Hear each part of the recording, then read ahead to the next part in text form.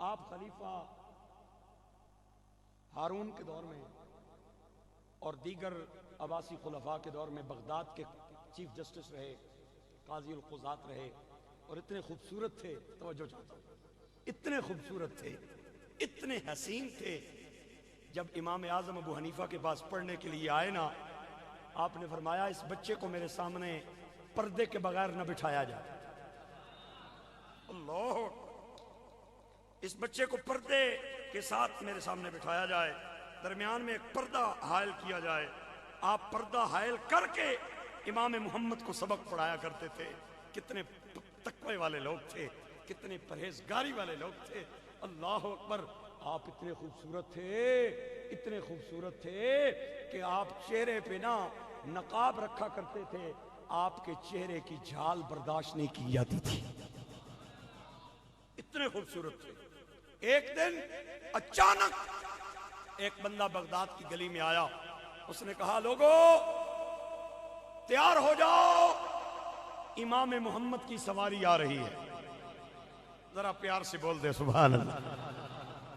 جتنے بھی مسلمان تھے نا، چونکہ بازار میں مسلم بھی تھے، کافر بھی تھے، کرسچن بھی تھے، یہودی بھی تھے، مسلمانوں نے فوراً دکانوں کے شٹل نیچے کیے اور سڑک کے دائیں بائیں ہاتھ باندھ کے کھڑے ہو گئے امام محمد کے استقبال کے لیے.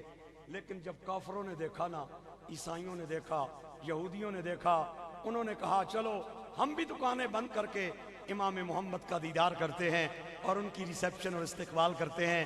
سارے مسلم بھی اور نان مسلمز بھی، کافر بھی، وہ سڑک کے کناروں پہ کھڑے ہو گئے اور سب نے ٹکٹکی لگا لی کہ امام محمد آئیں اور ہم ان کا دیدار کریں. اس دن امام محمد کے چہرے پہ نقاب نہیں تھا، آپ کا چہرہ نقاب کے بغیر تھا. آپ سواری پہ تشریف فرما تھے، دائیں بائیں آپ کے سینکڑوں نوکر تھے اور آپ کی سواری اس شان سے چلتی آ رہی تھی. میں دکھاتا ہوں تاریخ کی کتابوں سے کہ جیسے ہی عیسائیوں اور یہودیوں کی نظر پڑی امام محمد پہ، انہوں نے کلمہ پڑھنا شروع کر دیا. جو دیکھتا جائے امام محمد کو دیکھتا جائے، کلمہ پڑھتا جائے.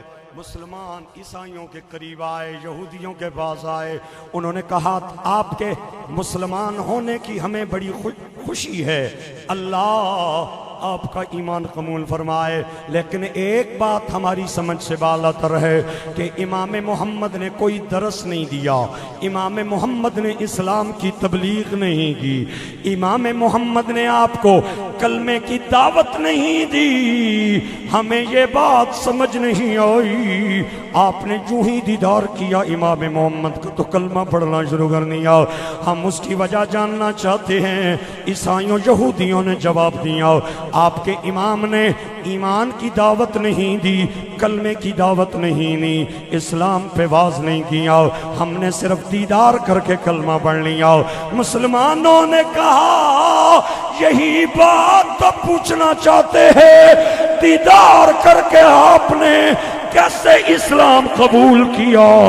یہودیوں عیسائیوں نے کہا کہ جب ہم نے آپ کے امام کو دیکھا ہمارے دل نے گواہی نہیں. اگر یہ مسلمانوں کے چھوٹے امام کا حال ہے، مسلمانوں کے بڑے محمد کی کتنی اونچی شان ہوگی. یہ شان خدمت گاروں کی، مل کے کہیں یہ شان خدمت گاروں کی، مل کے بولیں یہ شان خدمت گار.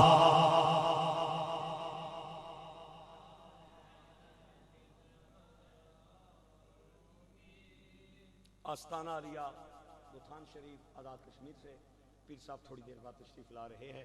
یہ ہمارا اعزاز ہے کہ قبلہ پیر صاحب آج ہماری مسجد میں تشریف لا رہے ہیں اور تھوڑی سی تاخیر انہیں ہو گئی ہے. مل کے بول رہے ہیں یہ شان خدمت گاہ، یہ شان خدمت گاروں کی، سردار کا عالم کیا ہوگا. میں جو بات کہنے جا رہا تھا وہ یہ ہے کہ امام محمد کی بارگاہ میں ایک بندہ آیا، آ کے کہتا ہے امام صاحب میں نے منت مانی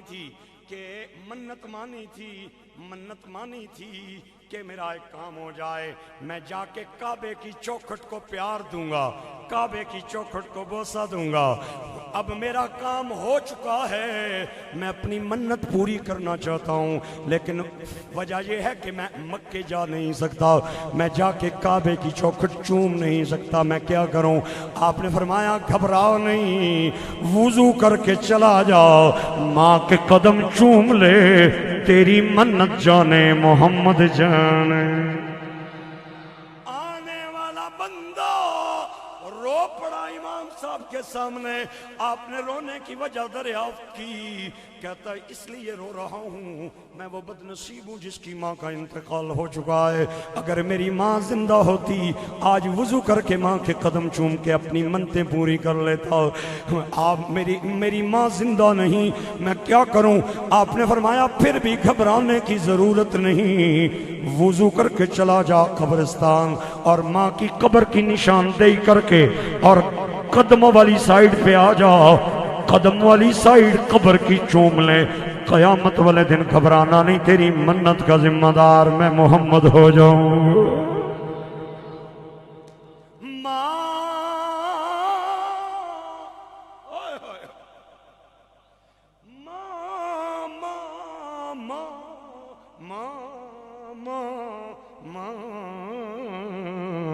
ورگا غم خار نہ کوئی تے جانے کون حقیقت ماں دی، او ہر ایک شے بازاروں لبنی پر نہیں ملدی شفقت ماں۔